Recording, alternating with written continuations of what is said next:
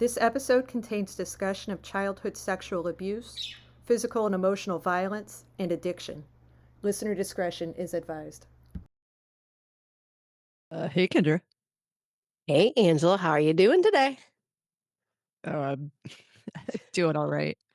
You kind of It- sound like me today. I think I'm catching whatever bug you guys had in the Oh, Midwest. no. Oh, no. You didn't get contagious. I'm not contagious to the microphone here. I don't know. I think you vibed it over to me. I'm sorry. I hope you do not actually have what we had and have still. I will be all right. How have you been doing this week? Good, good, good. It's been a stressful week. Still got the cough. Not near as bad from this illness thingy going around. Today was really kind of packed full. I got to speak to college students this morning, so that was fun and interesting to come down to that age level and try to intrigue them and keep them engaged into what I was saying. I always come in like Amy Poehler and Mean Girls. I'm like, I'm not like one of those normal moms. I'm one of those cool moms. My kids are like, Mom, stop it. Like, no, like you're not a cool mom. Yeah, I wasn't. I didn't know what vibe to go for, like, because they are women. And it was a women's class. They're adult women, so it was so, but they're still being molded. You remember that age? You don't know who you are. Right. You're still trying to figure stuff out. So going back to that, it was fun. It was a fun, but it's been a stressful week and kind of a long day so far today. So this will be a good break. It's a heavy topic, but I am I am so excited to be working on this because I think it's going to be a really good episode. And I've had feedback from my friends, and you've shared some from your friends and family. And I think the support has been fantastic, and especially in the form of solidarity.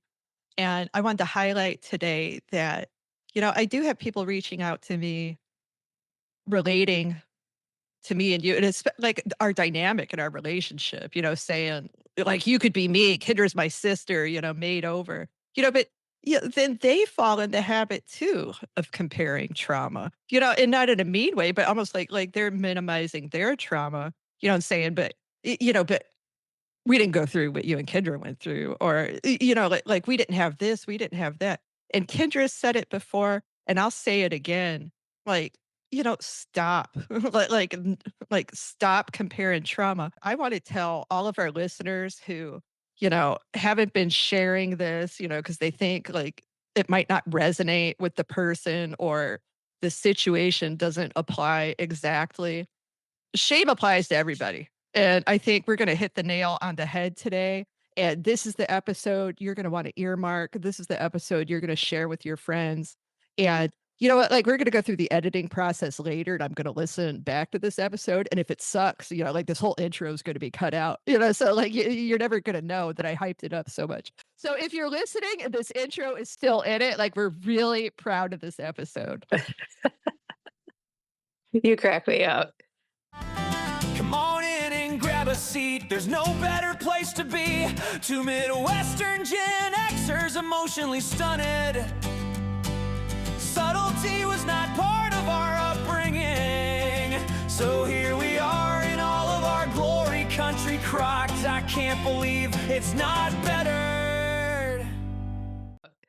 I have to, before you dive into shame, I've got to tell you something that happened last night that really, because I want to connect to people outside of this too. But you might get a kick out of it.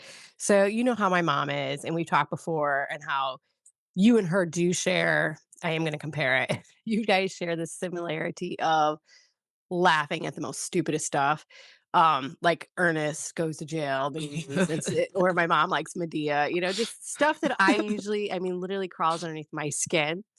So I discovered on TikTok this radio show that calls people and pranks them, and then like records it, and then I'm sure they air it, but they've been putting it on TikTok. So last night I Is it kind of discovered like this. Punk to revisit it, or? Yeah, so they're doing these prank phone calls, and somebody's turned them in. Like, it gave people like the radio station facts about this, so it's more believable, so the people don't like just hang up on them. And so I am in bed last night, I have got tears coming down of my eyes. I am laughing so hard. My husband is trying to sleep, and he rolls over and he's like, "You are acting like your mother." He's just like, "What?" And I had to pause and think about it. I'm like, "Oh my gosh, now I get it. Now I know what it feels like to be Cheryl and Angela and laugh at stupid shit." I just had to share I that. It was a funny thing. It was funny. But if you can find them, or you know what, I will send them after this podcast. I will send you them, and I hope they make you laugh like they made me. well, I think I could tell you how to run your house, but, if it were me, the next time Justin compared me to my mother, like, while we were in bed, I just punch him right in the nose. But No, I'll let you I manage your house there. yeah, no, I totally got where he was coming from, and it was such a and, an Angela moment. The thing with shame, like I said in our intro, is that everybody has it, and everybody has it whether they've gone through trauma or not. Like shame is a normal human emotion. And, we have been condemning it a whole lot. And, we're posting things talking about shame doesn't live here, shame doesn't belong here. But, before we like fully dive into this, like I need to come out the gate and say that every emotion we have should be acknowledged. It should be addressed. It should be acknowledged. It should be evaluated. So we are not telling you never to feel shame. Like shame could be a very powerful tool when it's understood. And the problem is children don't understand it. But adults, when you feel a moment of shame, like you are you are feeling remorse, you are feeling accountable for your actions, you are recognizing what you did or said to contribute to a situation to cause it to go poorly or in a way you didn't expect. And like that's okay. Like we should feel emotions like shame, remorse, anger is a powerful emotion. I'm never going to tell Kindred not to get angry. If Kindred never got angry, like she wouldn't go to battle for other people. She wouldn't support other like, policymakers, lawmakers, like nothing would change without anger. Yet we wouldn't have empathy. We wouldn't have these social justice issues. So all of these emotions, they are gifts from God. And we need to understand where they fit in our tool bag, and be able to properly take care of them and put them away and only pull them out when we need them. So I touched on how shame is important for adults to recognize and acknowledge. But the issue with shame for children, and especially trauma victims, is that shame essentially, for us, it's made up of three parts. And our stories have these three parts. And the first part is the events that actually happened. Like, that's where shame isn't born. Shame might be born there, where these events actually happened, and like the true events. And Kendra and I have described some of those events that happened to us. Like we each have multiple criterion A, PTSD qualifying events in our life. Several. Uh, so the events that happen, like those are what need to be recorded, acknowledged, and referenced. The next part is where shame lives. Like shame lives in this part of our story where we assign value to the events that happened. And Kendra, I see you kind of taking in what I'm saying and nodding your head. Think about that. So there's the events that actually happened. And then we're children. We're trying to reconcile those events in our heads. And when we're adults, we can come in with adult reasoning and adult understanding and adult perspective. But when you're children, when you're 4, 5, 6 years old, we don't have all the answers. And we're constantly looking for answers. You remember having little kids, like Like the endless questions and the guy like, "Mom, why is the sky blue? Why is the grass? How do plants even breathe?" You know, like, "Why do cows sleep?" You know, and you're just like, "God, like, what are" you know, but they're always trying to figure stuff out because, like, they're learning. They're learning at just incredible supersonic speeds, and they're reaching out to their parents and their teachers and trusted adults for these answers, you know? So, like, they're gonna ask you why the sky is blue, why the grass is green, and we don't always know. Sometimes we make up reasons, you know, sometimes, sometimes we say we don't know. What I like to do is I say, "Well, I don't know, let's look it up together," you know, and kinda take it as a lookup. We can both learn something. When trauma happens when traumatic events happen to children and they're so bad and they're so awful, we children, we try to reconcile in our minds why those events happened. You know, we're trying to understand the world around us. We're trying to take everything apart. We want to understand why it happened. Well, in my case and in Kendra's case, we talked about it last week. There were a lot of reasons it wasn't safe or feasible or viable for us to speak out. And so all these questions we had about the trauma, we answered them ourselves. We answered them from our child's perspective with a lack of adult understanding. And with most people, like that's where shame lives. Shame lives in the second layer of our story where we assign meaning to those events. And you know, in my case, like what is the what are the things that happened to me? You know, my brother died. You know, like that's not subjective. You know, that's not opinion. Like that's a fact. My brother died.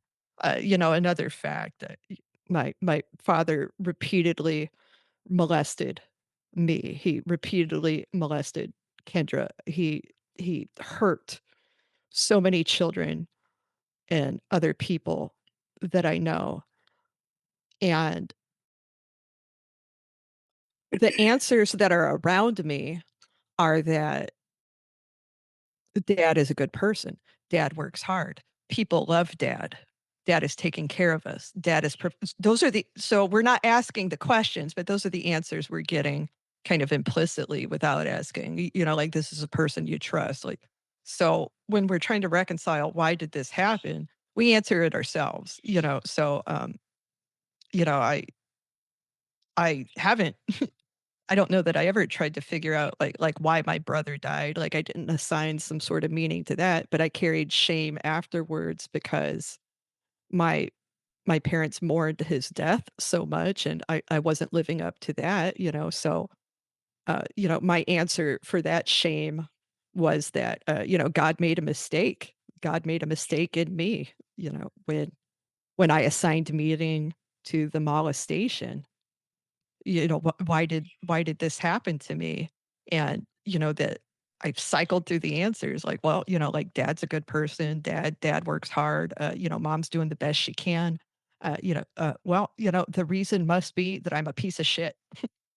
And that sounds funny. And I don't know if 4-year-old Angela articulated it that way, but you know, that was the mindset, you know, that coming from when I was a little girl, and I'm sure Kendra carried it forward too. We're asking this question, why did this happen? Nobody's telling us. They're implicitly telling us, you know, like everything's fine. So if everything else is fine, you know, and like we're the only we're the only outlier in that data set, like we must be we must be the messed up ones. We must be the pieces of shit.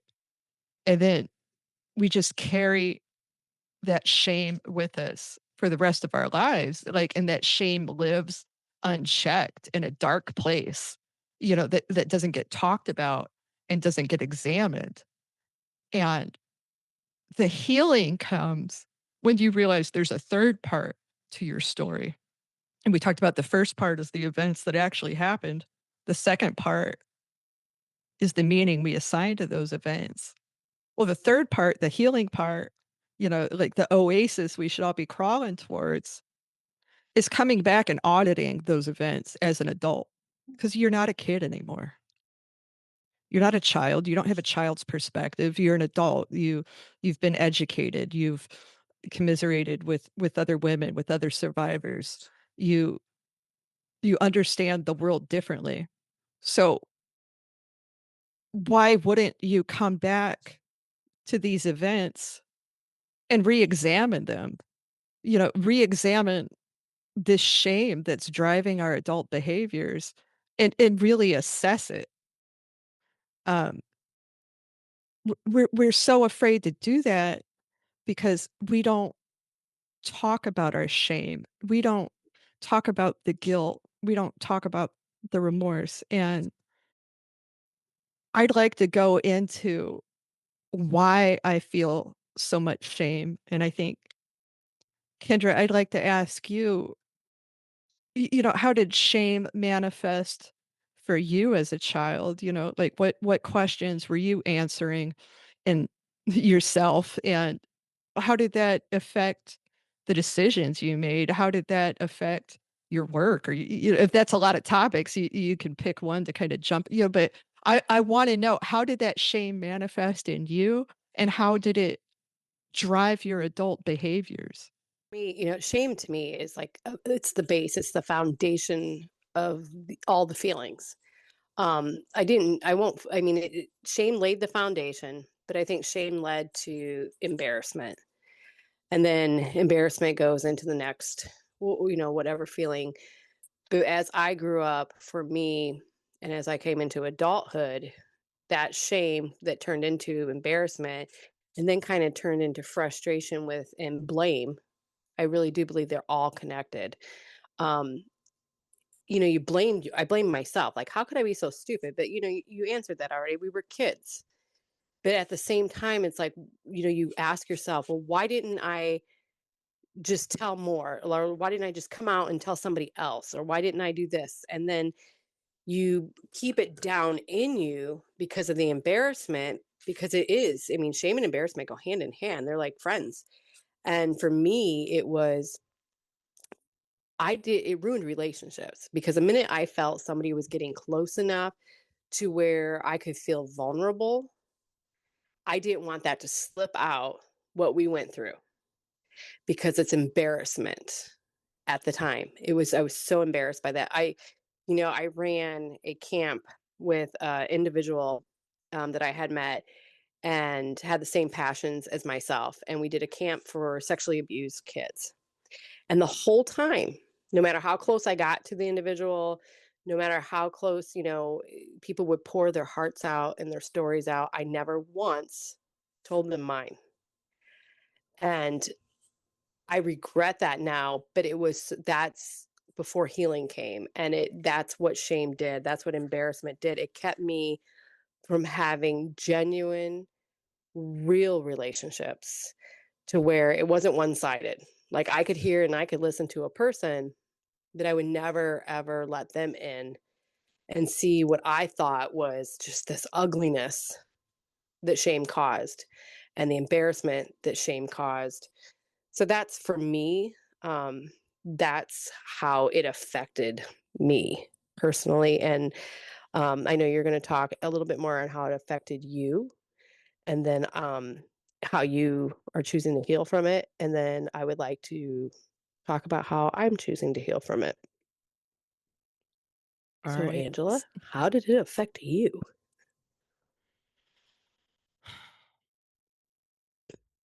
Well, the shame, I think, it started when I was a little girl. One of the stories I was going over recently with you, I had a tonsillectomy in 1984. I was really sick all the time as a child. We already talked about chronic bladder infections, chronic constipation. But one thing we didn't touch on is I was missing school all the time. Like I was sick. I constantly had sinus infections, strep throat. I missed a month of school in fifth grade. I missed a month of school in eighth grade. I didn't find out until more recently than not that my mom had put me right on cow's milk when I was a couple months old. She was working in the factory and breastfeeding, and her breast had dried up, and dad wouldn't let her use formula.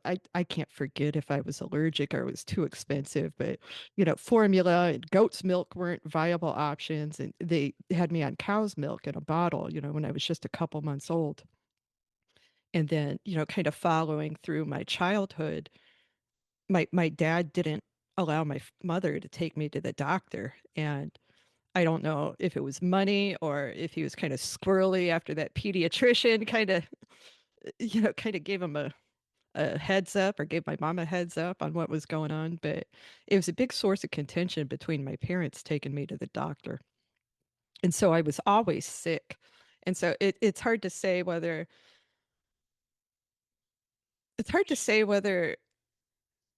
I was sick all the time because the abuse was happening, or if like me being sick just gave more opportunity for the abuse. But it was a vicious reward loop. I wasn't getting better because I was constantly sick. My immune system's constantly under attack, and I'm not sleeping at night. That's when your body heals and restores itself, and commits things to memory. When that sleep is constantly disrupted, your body's not going into that reparative state. So I carried a lot of guilt when I was a child about being sick, because it could lead to a fight between my parents about doctor's bills. It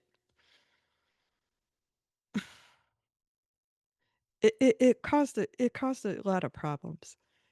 And in 1984, I was having a lot of strep throat, a lot of illnesses, and my mom and dad decided to go ahead and let the doctors perform a tonsillectomy and an adenoidectomy on me. And I had come home from the hospital, and this is one of my earliest memories. I had come home from the hospital, and my dad was at work, and I got in a big fight with my mom about what, I don't know. I was 4 years old. I don't remember what the fight was, but she said I was a real brat, and like, this is 40 years ago, and she still talked like what a real brat I was, when I came home from the hospital after having a major surgery. I was a real brat, and we got in a disagreement, and I ran into my bedroom, and I threw myself on the bed. Just like a full-blown tantrum. I just threw myself onto my four-poster bed, and when I landed, my throat hit the bedpost, and it caused bleeding in my throat. I don't know if it ripped open a stitch or what, but I had just had surgery. And so you could put this in the bank of you don't know what a terrible child you were to mother. Like, you don't know how hard you were to mother. I had to go back to the hospital, and the second stay in the hospital after my surgery was longer than the initial stay for the surgery. And my mother, she would bring up to me constantly, like, oh, it just makes me so angry thinking about you. The only reason you went back to that hospital because you were being a little brat. You were being a little brat, and you wouldn't mind. And you were like, every time I would look at you in that bed, you were so smug. You were so smug and eating that ice cream, and I just wanted to slap that little ice cream out. Well, I don't know. I probably was smug. I don't know what 4-year-old wouldn't enjoy ice cream coming every time like that call button's hit.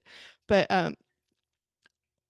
that's how that shame kind of manifests, because I was made to feel guilty about a childish reaction, after a major surgery. And, I was just never met with that love and that comfort from my mother, from a very young age. So I stopped kind of seeking it. And as I was getting older, when I was a young child, not a baby anymore, like when I have more understanding of the world around me, that's where my father really reared his ugly head. And like just demonstrated to me, and hopefully now the world, as I'm telling you about it, how dangerous shame is as a behavior driver. Because my father was able to abuse children by posing everything as a game, as a game, or as something that everyone was a participant in. It wasn't necessarily him doing something to me or doing something to Kendra. It was him telling us that we were willing participants in this. Um, when you do things to a child has physiological responses, whether they understand them or not, whether they're deriving any kind of joy or happiness or excitement from the activity. There are just physiological responses that are inevitable. Uh, but children don't understand this, and disgusting people will exploit that misunderstanding in children, and they will frame things like, well, if you tell, you're not just telling on me, you're telling on yourself too. uh remember, r- r- remember that little sensation. Yeah, like that felt good, like you liked it. So if you tell on me, like I'm gonna have to tell on you too. And like, is mommy how's mommy gonna feel? It's something we did together. That thing that was felt, that's good, and that's something people like and enjoy. And it has to be our little secret, because if mommy knows I did that to her, like that would break mommy's heart. And we already know that mommy's really sad about Christopher. And like, that's upsetting for me to talk about, and I'm sure it's upsetting to hear, but I want to talk about it and really lay out there, like, this is where shame is born. Like, this is where shame is born. Shame gets to thrive then when you're a teenager, right? For me, it grew, and it flourished when I was a teenager, because I already had this guilt about letting my parents down so much, when they were grieving the loss of their son. Like, I should have been a better daughter. I should have been the daughter that they were prouder of. I should have been nicer to my other brother, who was born after Christopher. They he probably feels this way too. We were normal sibling dynamic, I thought, but I should have been nicer and more considerate of him, because the feedback was, well, he's the only brother you're ever going to have, Angela. And let me just cut in here, say that I got married and ended up having two more brothers, so that was actually a false statement. So like, guys at home, if you're getting that kind of feedback, there are many opportunities for family in the future. But when I was a teenager, and these seeds of shame had already been planted, and I'd been watering them in the background, that's when I start developing. That's when I start becoming interested in boys and my own sexuality, uh, independent of being molested. Like, 15-year-old girls are interested in sex, 15-year-old boys are interested in sex. Like, that's the birds and the bees, folks. But when I'm developing and I'm a teenager, it's weird how my dad wanted to treat me essentially like a whore in the bedroom, and then have Madonna expectations when I'm out of the bedroom. Policing everything that I wore. If I was leaving the house in what was deemed too revealing of a top, I would get accused of being a cocksucker. Like who am I gonna who was I intending to go blow when I left the house? I'm 15, 16 years old. Like I said, I wasn't sexually active in high school. I wasn't doing any of that stuff, So my dad, he's calling me a whore. He's calling me a tramp. But, my mom's, she's not checking him. Like she's not correcting him. She's not coming in with that loving correction. She's reinforcing that message.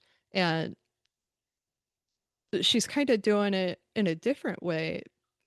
And my mom, for a long time, tried to instill in me sexual purity.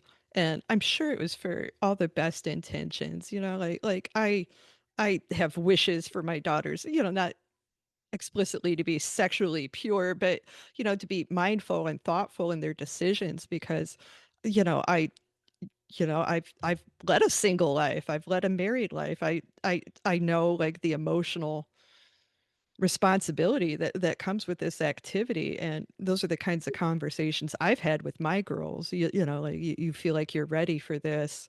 Have you considered the other things that people don't talk about? Those are the kinds of conversations we have. But when I was a teenager, my mom, she just forced this sexual purity on me by guilt tripping me about how she was a virgin when she married my father. And I see Kendra's face. Uh, my my mother was not a virgin when she married my father, but she told me she was for years, and it seems like an innocuous thing to say. But it wasn't a thing that was said in passing. It was something that was said to drive guilt and shame, and have me work towards that same goal. And I found out years later in my 20s when I was talking to my mom's stepmom, Kendra's and my grandmother about it. And I told her about all the sexual shame I carried as a teenager and as a young woman because it broke my heart. This is the real nuts and berries of it. It broke my heart that I couldn't do something that my mom so easily did. It broke my heart that she was able to be pure and godlike and chaste and someone to be admired and put up on a pedestal in the church. It broke my heart that she was a Madonna and I was a whore. And when I found out in my 20s, when I was talking to my grandmother, and I told her, I carried so much shame and it affected so many of my relationships, because I was so sad that I hadn't saved my virginity for marriage like my mother did.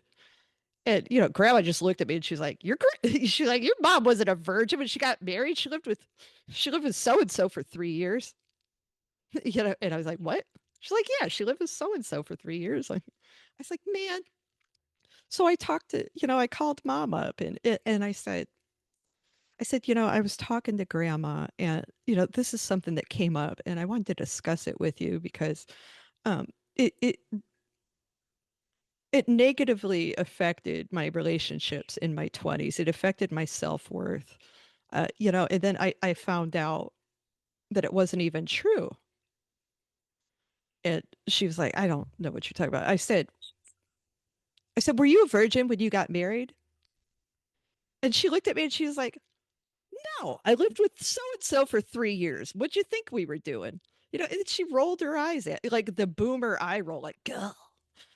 And like I felt so stupid in that moment.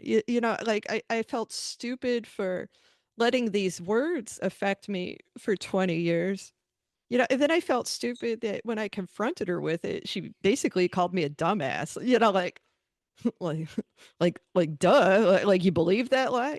So that's where shame really went unchecked. We do something because we're ashamed, and it's the wrong action, and it's almost like it's overcompensating and reactionary and over the top. And so then what do we do after that? Well, we try to correct that last behavior, like we were over the top and we were wild, and it was too much. And maybe we're apologetic to our husbands or our kids or our parents. And we're like, oh God, like I swung way too far in the direction that time. Like I got to reel it back in this other direction. And then like when we reel it back in the other direction, it's just none of it's making any sense. And so we're just going through life, just kind of going through these wild pendulum swings. And so it's always reactionary. It's always crisis mode. It's always damage control instead of like just fucking living, like that's the problem with shame going unchecked. We just stop living. We operate in crisis mode and nobody's flourishing. Nobody's happy in crisis mode. So I've listened to all that you've said, and for you, that is what shame is, and the things that it did to your life, and the choices that it made you make, or feeling like you do, being a people pleaser, um, you know, affecting you in your sexual life, and but the story for me is different. Your dad didn't use it as a game; he used it as a medical thing that I had to help him medically. And this is going to help him medically. And he could die if I were to say something. And then the tattletale, if I told, it could, he was embarrassed, or it would hurt him. So for me, it did the complete opposite. It almost made me hate people. And I definitely don't trust, I'm still working on that, trust people fully because of him. But it didn't make me become a people pleaser. It actually did the opposite, to where it took not empathy away from scenarios, but like if it robbed me of feeling more softer. I'm going to go with that, softer than what I should for certain things. And it hardened my heart, towards medical things, towards this. And I think that's why when I got cancer, it was no big deal. I minimized it, like our last episode, because of the shame that your dad did, and then causing the embarrassment, and ruining relationships, for me. And here, again, I'm not going to use what happened to us as an excuse, and you don't either. And I want to make that clear to our listeners. We don't use this trauma as an excuse for our behaviors. It's just kind of an explanation of where it was driven from, where it originated, where it came from. But I'll never use it as an excuse, and I know you don't either. But from a spiritual perspective, shame is not evidence of sin, and I think that's why a lot of times when people come to God, they're like, "Well, how could God love me? How can anybody love me? I have this dirtiness about me. I've been molested, or I've done this because of what happened to us as children. So all these poor decisions I made. So how could God love me?" But I want to make sure that everybody knows shame is not evidence of sin. Shame is evidence of harm. And there's a big difference there that a lot of us don't, a lot of Christianity and the church, they do kind of put shame on things. They say that they're for people. And I'm not saying all churches, and we'll get into that episode with spiritual, gaslighting. But Jesus consistently moved towards the violated and the silence all throughout the Bible. He didn't go to the person that was wealthy and, great. And he always moved towards the violated and the silence. He always confronted abuse of power. He always, though, restored dignity and behavior. And that, for me, in healing from shame, and using the spiritual stuff of it, it was like, man, this man, not only died for me, but he loved me enough, and he sees it. He sees the dirt in me. He sees what was done to me, and he's fixing it. Um, you know, I like Matthew 18:6. It says, "If anyone causes one of these little ones, those who believe in me, to stumble, it would be better to have a millstone hung around their neck." I've used this scripture, in our previous thing. And another one that really works for me is Psalms 34, 4 through 5. It says, "I sought the Lord, he answered me, and he delivered me from all my fears. Those who look to him are radiant, and their faces shall never be ashamed." That when I read that scripture, it was just like, you know, wow, here's a person, not a, that sees me, that sees all. I can't hide. I can't hide the shame. I can't ruin the relationship, unless I were to denounce him. So for me, with that shame, it helped. It helped tremendously, and it helped me to be more open with people. And I'm still wishy-washy, and I don't know about you. Like this podcast, we don't know who listens. So I think that's why it makes it easier for us to talk on it. But like in person, I'm still kind of like reserved unless I know for sure that a person is open to hearing what I have to say. Like I kind of fill them out. It's not going to just pour out of me. Like, That's hey, actually where I've screwed up. It's where I've screwed up interpersonal relationships. It's where I've screwed up with my kids, like I'm trying to share and like you talk about protecting your kids, protecting your husband. I did a terrible job with that. I was I had my reasons for it, and like there's a difference between a reason and an excuse. But like the reason in my head checked out, but I messed that all up. And, for our listeners, there's always somebody out there to listen, but you gotta feel that out, like, we can't keep it to ourselves, but we can't put it on someone that doesn't have the wherewithal to receive it either. And we can explore that topic a lot in another yeah. episode because I think it's got some real meat to it. Well, exactly. I mean, you don't want to vomit your story onto somebody and then expect them to have to clean it up. And sometimes that, and I think that's what I was always not afraid of, but like you said, protecting. Like I didn't want to, like my husband was aware of it, but we didn't go into great detail about it. He knew, okay, yes, you were sexually abused, but we never went into detail like you and I have talked because I didn't want to vomit that information up on him.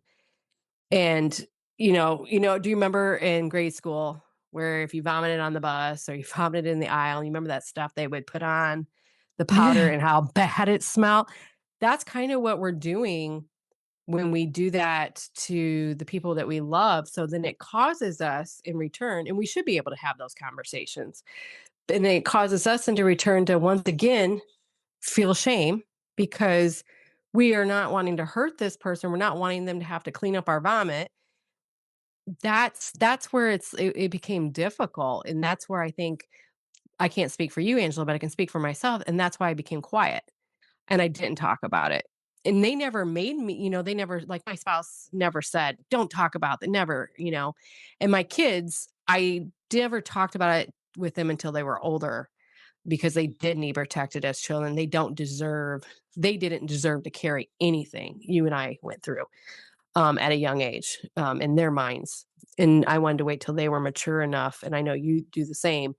So yeah, you experience shame continuously even when you think you're healed from it, there'll be a moment where it comes back. And we talked about that in a phone conversation yesterday about triggers. We're always going to have them. And shame is always Right. going to be shame's going to always be a trigger. And Yeah, there's always triggers do not go away, folks. no, Like they we don't. just learned to recognize them. We learned to see them for what they are, and we learned to, manage our reaction time. But like don't chase the wrong goal here.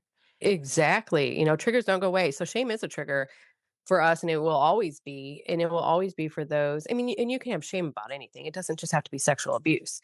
It could be anything that you've been traumatized by and feel, the shame inside of it. But shame, embarrassment, blame, like I said, they go hand in hand. And when you don't heal it sooner than later, it can lead you down a dark path and it could lead you to depression. It could lead you to um, just internal constant beat up, beating yourself up. And I don't know if you did that, but I did that a lot. I did it like every day for a long time. Like, I had so many medical problems, I didn't have the cancer, but it was constantly something, I've had multiple colorectal surgeries. I was under the care of a urologist for over a year, with the repeated bladder inflammation. I had to take vaginal Valium suppositories just to be able to have sex. I was going for weekly lymphatic massages, and this is all before like I'm 40 years old, like I'm not a big woman, I'm not a chain smoker. Like there's no reason for me to have like these weird illnesses cycling in and out. And well, like that is me. Like I'm doing it to myself, like because I'm stuffing all this shit in and like not getting it out and appropriately. it's causing stress. It's stress on our Right. lives. And, that is the root of most diseases is stress. But what is stress caused by? One of the main things, shame, guilt, constant blaming yourself. My blame came from like, how could I be so stupid? You know, I and feel stupid all the time. Well, yeah, and and we're we gonna were have to talk about kids. it. We were kids. No, but I was an adult. So my mind fuck comes in because I told everybody about this conversation I had with my parents when I was in A school in the Navy. And, from the time I was 21 to 32, I did have what looked like an excellent relationship with my father. And, that's where a lot of my shame lives in feeling so stupid, like how stupid must Kendra have thought I was that whole time? How sick to her stomach must she have thought I was? I never ever thought you were stupid. I thought you were actually lucky. I thought you were lucky because you didn't remember. And that was like I said, that's why this podcast is taking place now and not 20 years ago or 10 years ago or even 5 years ago. And never once did I think you were stupid. It was more like, man, she's she's lucky because she doesn't have to live with these thoughts. And now I feel But angered. I was at You night, were, but you weren't you every didn't know what night. they were. You were living with them in night terrors and in dreams, but you had no idea how to connect the dots, and I could not connect them for you. But No matter how bad I wanted to, but it was actually God, I don't know how to say this without it sounding weird, is, you had that relationship with him, there for, like, a hot minute of, where you felt it was a good relationship because you didn't fully remember, you didn't know why you were having the dreams. And here's the thing, I don't wanna make this sound so twisted or people to either message you or message me, well, that was the wrong thing to say because I don't care, but, um, you had a couple good years there with him, and all of us deserve. Yes, he's a monster. We have got that definition out there. Narcissistic, he's a gross person, but you have 2 years of something decent, and everybody deserves a decent memory of a parent. And even if it's a brief one, I'm glad you got a brief memory, of a good moment, and we you have to have that. You do, and that's why when these people when we talk about our parents, I don't have Angela and I were talking about this. You to hate somebody, you have to admit that you love them, and I think both of us, I believe you said this too, Angela, correct me if I'm wrong, when he comes up, there's no feelings. I don't have anything. There's no anger. There's nothing. And that is a really great sign. That is such an awesome sign. But I do have brief memories of good things. Um, and those I try my best to hold on and not just focus on what happened. But as far as shame goes, it is a toxic, toxic thing to hold on to because it turns into, like Angela was saying, all of her medical stuff, my stuff that I've gone through.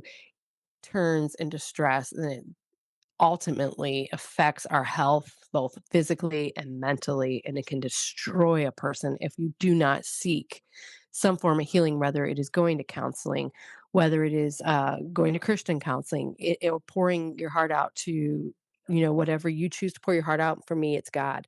So you have to seek, if you're feeling anything that we're talking about today, seek counsel. Do not let this fester and destroy your life.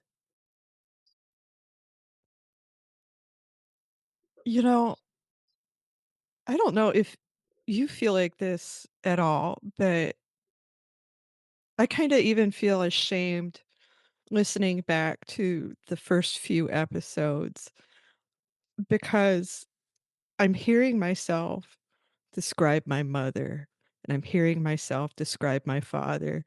And, you know, I think to myself, uh, what if my kids were to hear this? Would they think to themselves like, doesn't this stupid lady know she's describing herself? And like that's Kendra and I aren't blind. Like we know. And here's the thing. Like here's like the real meat and potatoes of my shame. I'm not an abusive person. People love to assume that if you were molested, you're a little tramp, or, if you went through trauma, that you're broken or angry. Like you become the trauma, like the trauma becomes your identity instead of something that was done to you. And I'm describing these behaviors of my father's and my mother's, and I know that I exhibit some of these behaviors. Like they raised me. Like that was they taught me how to tie my shoes, how to ride my bike. I'm gonna do some of the things the same way. And kids in general lament, like, well, if you had it so bad, I'm not attributing this to my kids, all kids say this, like if you had it so bad, why didn't you do better by us? Or, like Kendra and I talked about it. Like we tried, like, we had all these grand ideas of, you know what, like here's where my mom messed up. Here's where her mom messed up. And like, we're going to come in and like, we're going to be like these Amy Poehler mean girl moms, like the cool mom. And so like we have these big ideas and these big plans, with really no plan B or any real like execution notes. So when we go in and try to execute it differently, because we know like the way it was executed on us was bad, um, you know, the we still don't have favorable results because kids are kids. Like it doesn't matter if they're abused kids or kids. Like kids are kids. They don't want to clean their room and they don't want to eat their broccoli. So like even though I tried like this cool mom way of doing stuff, when I didn't get the result I wanted, like I didn't know how to cope with the frustration or how to how to kind of recoil from that. Like I hadn't done that much planning in my head, and like that's where I get, like, so embarrassed in my head and, like, where I could crawl under a rock if I wanted to because, these behaviors I'm describing, particularly from my father, like, all the things he did were in an effort to manipulate, control the narrative, ensure compliance, to scare, and this is the man that raised maybe sometimes something I say or an expression on my face will closely mirror his at some point, but you gotta look at that intent, and the intent like, the intent's not the same, I don't wanna abuse my kids, I don't wanna control or manipulate like, I just wanna love my kids, and I'm so ashamed that, like, they could think that I have anything but those good intentions with them. And so like it's painful for me to talk about my parents' behaviors because inherently I'm talking about some of my behaviors too. And if I'm calling them out as bad, I'm highlighting to the world that I'm bad. That's what it feels like when we talk about shame. And the difference is, though, I get exactly what you're feeling because we have talked about this personally outside of this. And, I had these conversations when we started this podcast because, like you said, you recognize behaviors that we do that our parents did. And you recognize, like, oh my gosh, I messed up here as a parent. But here's the thing, Angela, is, you know, we did do better.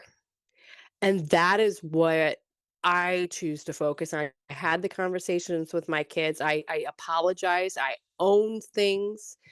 And that's what another great thing about this is not just that we're healing from abuse, we're healing from what we inherited naturally, the behaviors. We Another disclaimer here, we have never, nor would we ever molest our children.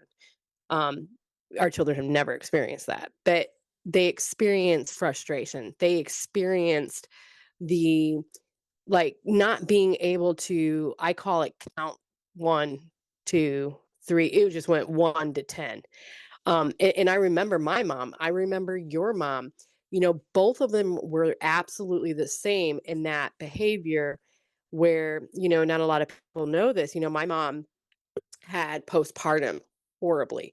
So there was never a connection when I was first born. I went with my grandma and stayed because my mom was suffering so bad. And then my dad left and she had a mental breakdown. And she is forgiven. She has owned it. And I am proud of her for doing that. But those are the things, that we were never taught. We were never taught to take a deep breath, table it. It was instant. We were taught reaction, not conversation. There was never Right. conversations at either one of our parents' tables. Never.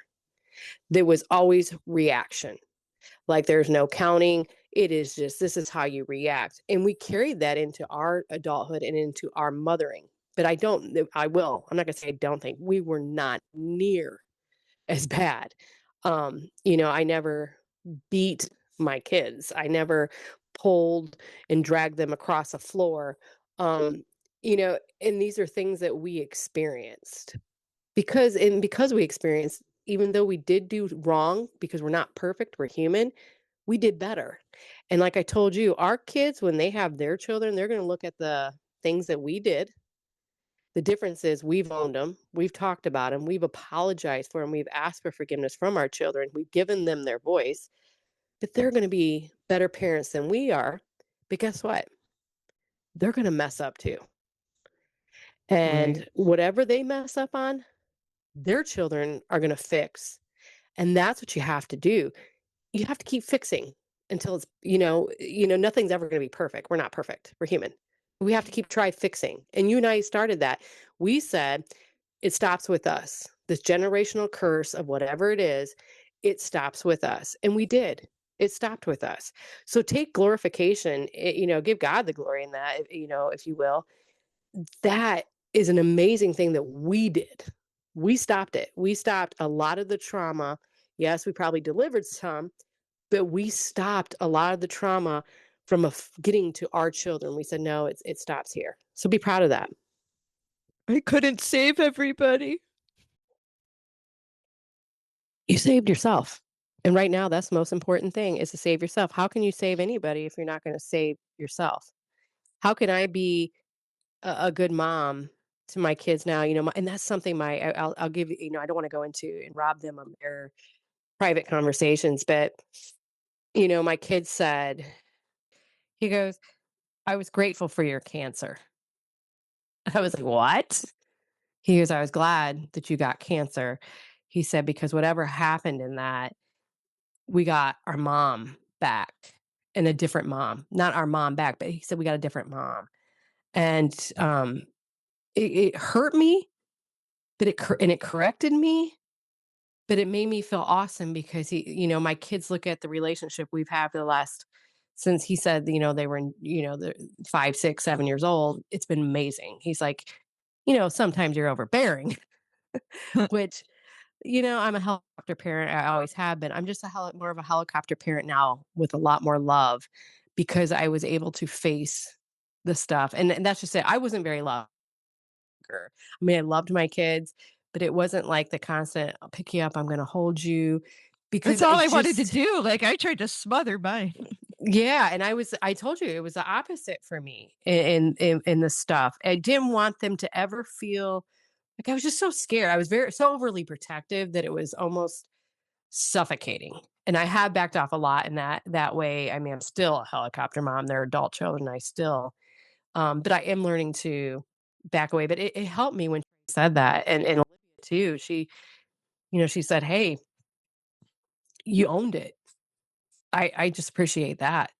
And that was awesome, and that relationship with my kids is strong, and I know some people think we are overly tight, but we are. We're very tight, and they're my friends. I'm their mom, of course, but they're adults now, and I am literally they are my best they're my BFFs, and that would never have happened had I not said, "The buck stops here. My kids aren't gonna go through this." They're not going to face the trauma that you and I have faced, and God has to work with me on this, but I'm not okay, you know, I'm not okay with how you are still being, this is you're still kind of being shamed about this, and it's really bothering me. It's really bothering me. Well, I think I've kinda come to a place where I realize, her actions are outside the span of my control. Um, I've set a boundary with my mother, and I think that's what's precluding her from, trying to dive into this relationship is her unwillingness to, even discuss my boundary. But that's something I have to be at peace with because I can't let my emotions from that, govern all of my other actions. And I'm so proud of you. thank you. Uh, as we're as we're kind of wrapping up our talk about shame, here's where I wanted to bring it home for everybody. And maybe you can understand this a little better. Maybe you think you can't relate to Kendra or me or some of your other friends or anyone because your trauma is not their trauma is not their trauma. And we can't be comparing our shame. And as I was thinking about this, the image that came into my head, Kendra, I saw Pennywise the clown coming in, floating on a red balloon, and he said, "I know your secret, your dirty little secret." You're shaking your head, but you think about it. Think about Pennywise and think I why hate that movie. why was it the scariest movie for all of us Gen X kids? Like why was Pennywise a scary monster? 'Cause he's a damn What clown. well, I mean, he wasn't well, that's how he presented himself, right? He was actually like an alien spider thing. But he put on like this clown costume, to attract kids. But, here's the thing about here's what made Pennywise so scary. And here's how I'm gonna break it down for you people. Pennywise was scary to each one of those kids in Derry. He was a different monster to each one of those kids in Derry. He fed on each one of their deepest fears and insecurities.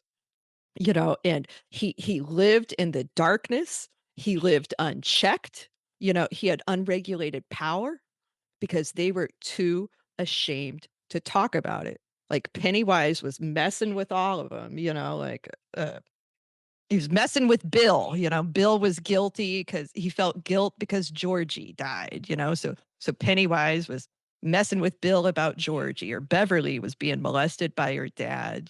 Or uh, I think it was Eddie. Was sick all the time and made to feel dumb and weak for being sick. And so Pennywise like came and basically haunted each one of these kids, but he manifested himself differently to each one of them.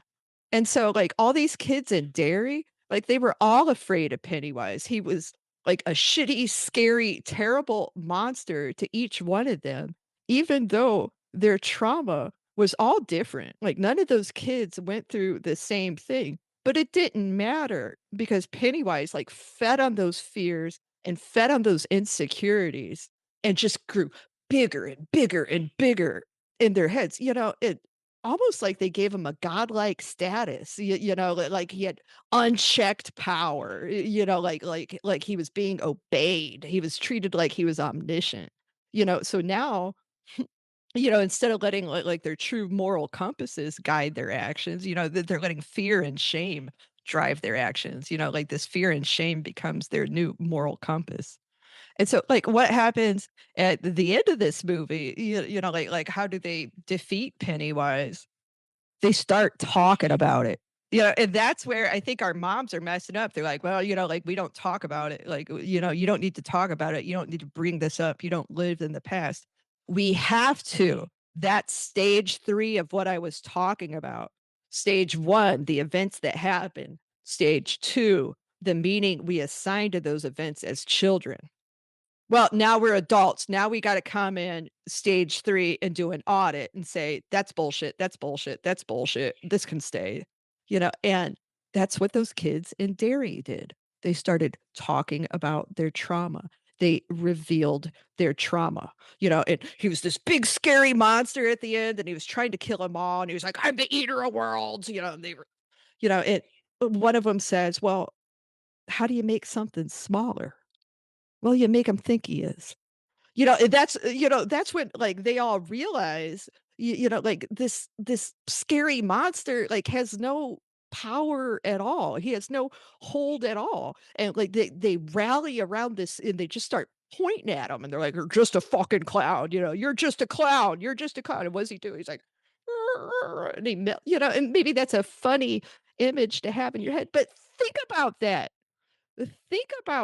Like, this shame that we're carrying around, like, stop comparing our shame, stop comparing our trauma, because all of us have this clown in our head that is as big as it can possibly get, like it's filled up the space we gave it with all of our worst fears and all of our worst insecurities.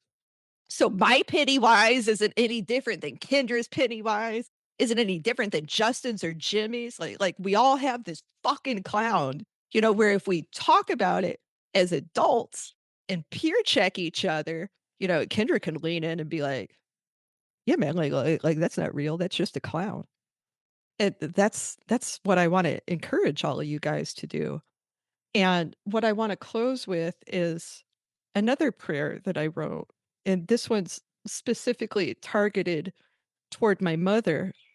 And it's a prayer about breaking the inheritance of shame, because I talk about coming in and let's audit our shame assignments and redefine them and process them and put them away. Our mothers haven't done that yet. So their behaviors, like their shame, their fear, their embarrassment guides their actions. So I might even have actions and behaviors that aren't attributed to my own fear or shame at all. They're attributed to my mother's fear and shame, just because they molded the way she mothered, and she taught me. And so her fears, her insecurities molded me too. And that's where Kendra and I really need to break this generational curse, not perpetuating that physical harm, but breaking that inheritance of shame. We're not going to let like this generations long curse of sadness and shame and embarrassment cloud our actions, cloud our behaviors, hurt our families anymore. So I release the hold my mom's choices had on me. Her blindness does not define my worth, and her silence does not diminish my truth. Her alliances do not rewrite my story. Even if my mother and father forsake me, the Lord will receive me. I am not bound to her patterns or her fears or her failures. I break every inheritance of shame. I step out from under her shadow and I walk in my own light. Amen.